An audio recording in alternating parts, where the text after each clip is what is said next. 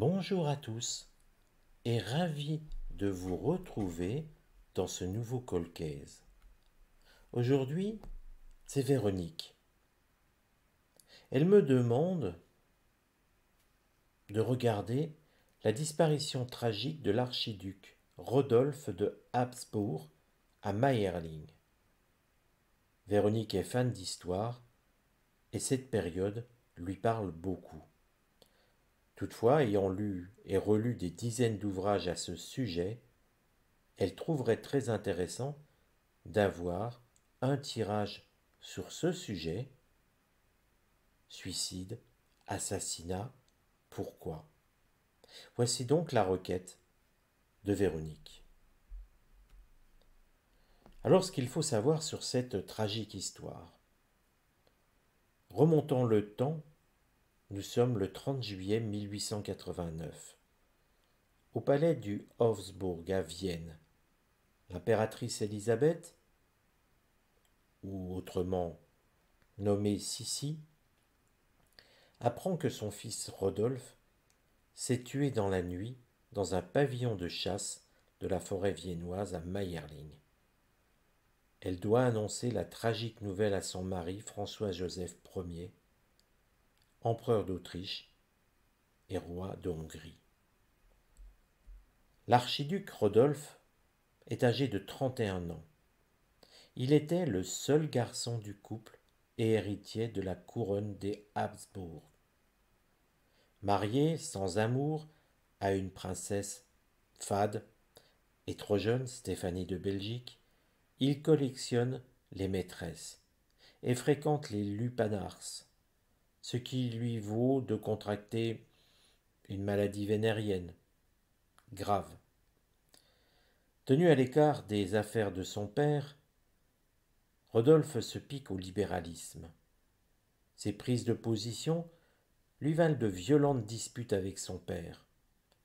Celui-ci ne l'en aime pas moins pour autant, mais souhaite maintenir son pays dans l'alliance avec l'Allemagne de Guillaume II.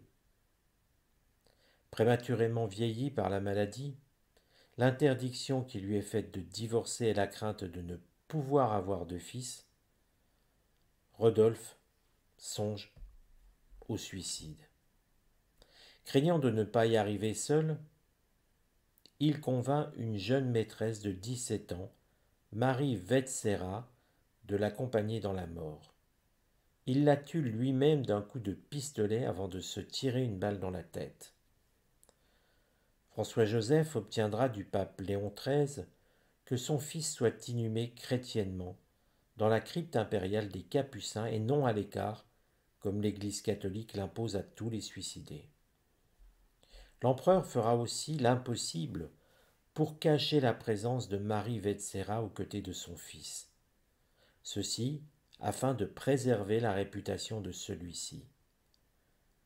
Cette dissimulation va longtemps alimenter des rumeurs sur l'hypothèse d'un double meurtre pour des raisons politiques.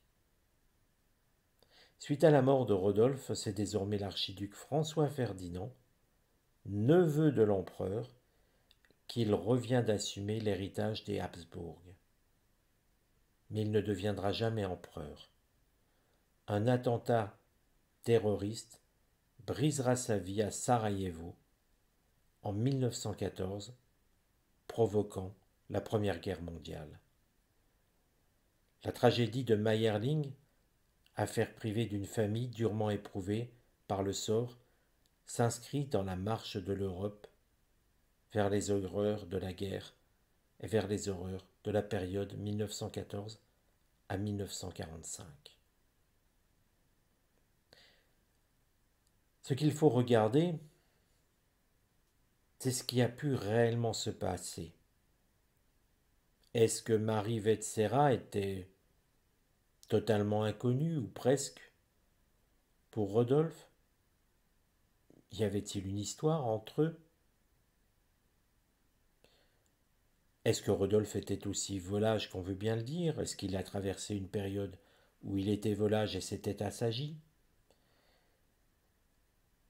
Est-ce que finalement son libéralisme lui a porté un coup fatal? Est-ce qu'on a voulu l'éliminer en faisant croire, injustement, à un état dépressif? Il y a beaucoup de questions, beaucoup d'interrogations. Et vous le savez, quand il s'agit d'une couronne royale, on peut tout cacher. On peut déguiser un mensonge par un autre mensonge, afin que celui-ci attire plutôt les sympathies que l'horreur. Parce que finalement, il s'opposait à son père, et donc par là même à la continuité de la couronne de Habsbourg. Qui ne pourrait penser que le père a tué le fils, ou fait tuer? Parce que les frasques ne devaient pas plaire au palais de Vienne, ni la politique ni les idées libérales. Il y a donc beaucoup de pistes à explorer. Ce que je vous propose, eh bien, c'est de prendre l'oracle de Béline et de tenter de répondre à Véronique. Avec ce récit, j'aurais tendance à demander à l'oracle, c'est d'analyser un petit peu la situation, on va dire 6 mois avant le décès de Rodolphe. Il n'est pas utile de regarder ce qu'il faisait à 25 ans. Ce que je veux savoir, c'est s'il était réellement dépressif, s'il était réellement malade, libertin, ou s'il restait ancré sur ses positions politiques de libéralisme, et donc en totale opposition avec son père.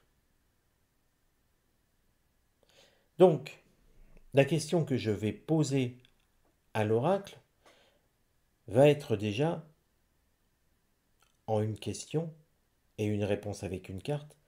Quelle carte représente l'état d'esprit de Rodolphe 6 mois avant son décès? 2 cartes sont venues.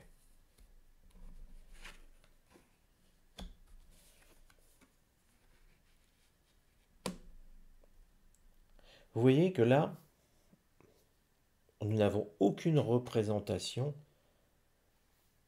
d'idées champêtres, d'idées de batifolées. Nous sommes sur le cloître qui représente une forme d'enfermement. Donc il est plutôt dans l'idée de se plaindre d'être mis à l'écart, qu'on ait mis des barrières vis-à-vis de lui. Il ressent ça, il se sent en prison. Et ces idées politiques sont toujours teintées de libéralisme. Il n'est plus du tout dans l'idée de la royauté, de cette idée de couronne des Habsbourg. Donc forcément, son père le fait enfermer. Comment peut-on imaginer de voir son successeur avec toute la rigueur de l'époque? Comment peut-on imaginer que son fils souhaiterait mettre fin, d'une façon ou d'une autre, à la royauté et à la couronne des Habsbourg? Imaginez l'effroi de son père. Nous sommes, je vous le rappelle, avant 1900. Donc forcément, les vues de ce qui se passait à l'époque ne sont pas les vues de ce que nous avons à notre époque. Le prince Rodolphe est décédé en 1889. Et si l'empereur pouvait pardonner à son fils, pensez-vous que les conseillers autour de la couronne, qui chacun avait des petits avantages, comment voulez-vous qu'ils acceptent cela? Alors maintenant, regardons. Nous voyons ce qui occupe son esprit, ce qui occupait son esprit. Maintenant, je vous propose, c'est de regarder comment a évolué le prince Rodolphe dans les 3 derniers mois de sa vie. Je ne me place pas sur un cadre amoureux ni sur un cadre politique. Je veux juste regarder de quoi était fait sa vie.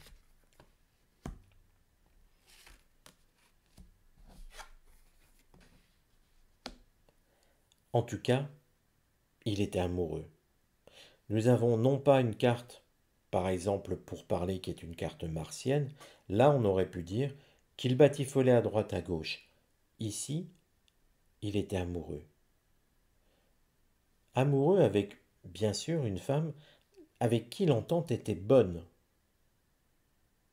très bonne. Il y avait une harmonie de pensée, une harmonie physique aussi, pour tous les deux.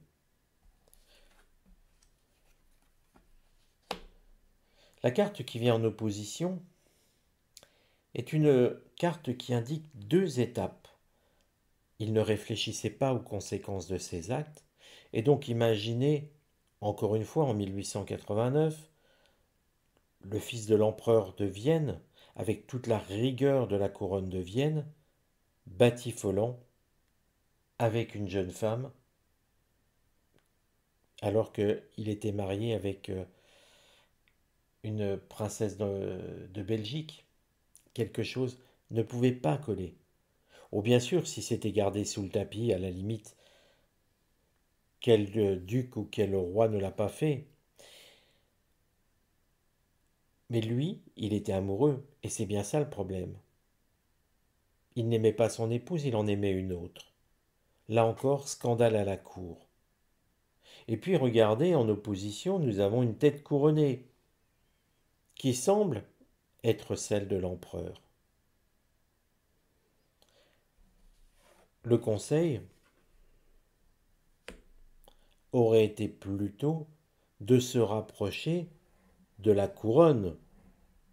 Donc, de vendre son âme au diable finalement, de renoncer à ses idées politiques, de renoncer à ses amours.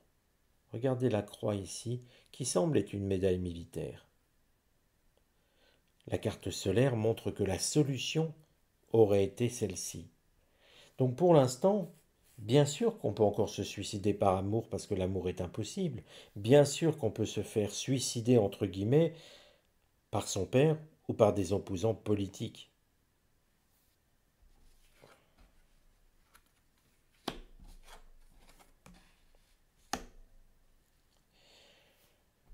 Sauf qu'ici, vous voyez, l'histoire est toujours écrite par ceux qui restent.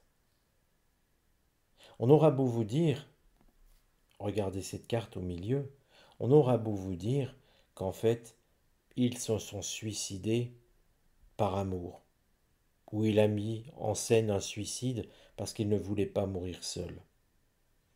Non. En réalité, c'est bien plus dur que cela, plus atroce que cela. Son père, l'héritage, donc son père, avait déjà prévu depuis un moment de se débarrasser, désolé du mot, de ce fils qui pose problème, par décret royal, par ordonnance, je ne sais pas comment le nommer. Si cela devenait trop appuyé, la décision était prise depuis un moment, bien avant, bien avant le fait, c'est pas de connaître cette femme. Ce sont avant tout les prises de position politiques qui ont déclenché cela. Oui, le duc, l'empereur d'Autriche l'aimait, mais il ne pouvait pas accepter ce que voulait son fils. Et sa relation avec Marie Vetsera, c'est la goutte d'eau qui fait déborder le vase et qui a fait que on déclenchait l'action. Parce que vous voyez, il fallait garder la continuité de la couronne. Il fallait garder, avec Jupiter, l'expansion de l'Empire austro-hongrois. C'était avant tout cet empire fait de peuples différents qu'il fallait préserver. Et que oui, la couronne n'était pas transmise dans ce cas en ligne directe, mais c'était depuis un moment déjà acté, et que le prince Rodolphe a été une victime du pouvoir de son père, des choix politiques, qu'il a fait la mort dans l'âme, oui, mais qu'il a quand même demandé. Donc vous lirez effectivement, comme dans le texte que je vous ai lu, qui vient du site hérodote.net, qui donne raison à la couronne d'Autriche. Finalement, c'est une mise en scène amoureuse. Le politique n'y est pour rien, mais n'oubliez pas que l'histoire est écrite par les vainqueurs, et que finalement la couronne d'Autriche a imposé sa vision sur la mort du prince Rodolphe, qui a été finalement assassiné par son père, sur ordre de son père, pour raison d'État. Je vous donne rendez-vous à très bientôt. Si ce call case vous a intéressé, n'hésitez pas à le partager. Faites connaître la chaîne autour de vous. Prenez soin de vous. Je vous donne rendez-vous à très bientôt pour un nouveau call case.